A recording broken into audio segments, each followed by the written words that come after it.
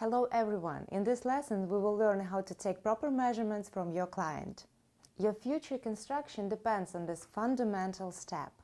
Wrong parameters will cause a lot of problems with your future trousers and how they will fit with your client figure. It takes a lot of time and effort to remedy all these faults. That's why the process of taking up your measurements need to be mastered. We need to take just 4 measures: waist, trouser waist position, hips, body rise, and length of your trousers. Let's start from the waist. There are 2 different types of waist. Our natural waist is used for making jacket or short. In our case, we need to take trouser waist below your natural one. You can ask your customer to help you out and show his comfortable trouser position. When you are working on measurement, take right side from the customer. One of the main points in this process is to work with your metric tape accurately. We are using our 3 fingers. Index and middle finger should be inside the grab, and your thumb is outside, holding it all together. Right now, I'm taking waist measure. With this grabbing technique, I can expand or reduce size of tape. Everything depends on customer's feeling of comfort. Next step is hip measure. Measure is through the widest part of buttock. Place the tape measure a bit higher than the biggest part of booty. Don't forget about grabbing technique. Then you need to pull round about your tape through the widest part of buttock. Once more, with this grabbing technique, we control tape tension. Now we are moving to the body rise.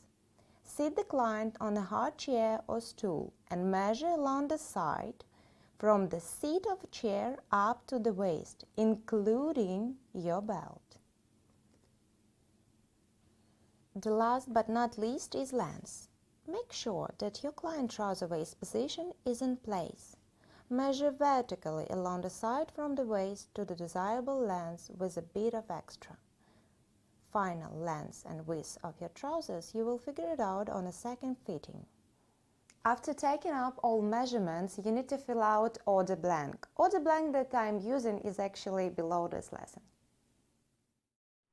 Right now you can see order blank.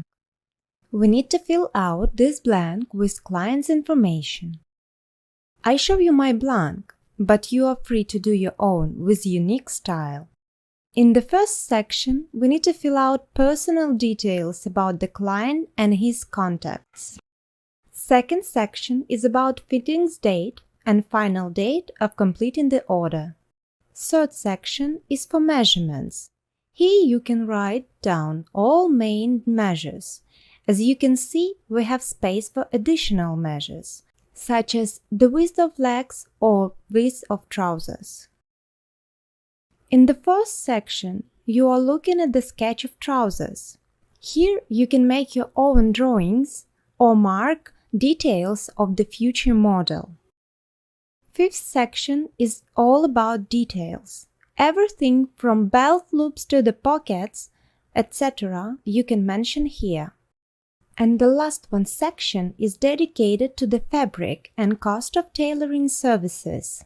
This blank serves you as form for taking the order and in the same time as agreement between tailor and customer.